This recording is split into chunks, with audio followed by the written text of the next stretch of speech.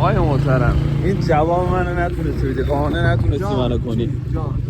شما گوشی من شبیه گوشی شماست، درسته؟ تو میبری هر دفعه. سیگارم هم شبیه سیگار شماست. تو میبری. تو چرا سیگار منو میبری؟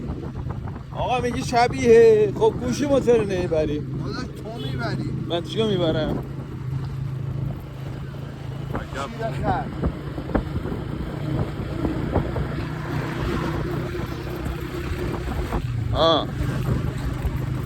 حرفی نداری؟ حالم خوب نیست نشستی.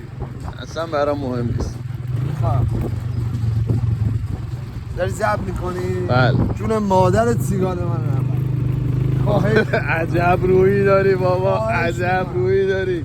خواهش من رو سیگار خیلی حساسم. عمرن اگه یه تو نخ سیگار یکی سیگاری بکشم. نیستی که حساس باشی داداش. یا کی؟ تو اینجا تو سیگاری نیستی که حساس باشی. سیگار منو بر ندار، مغلطه نکن، مغلطه خوب نیست.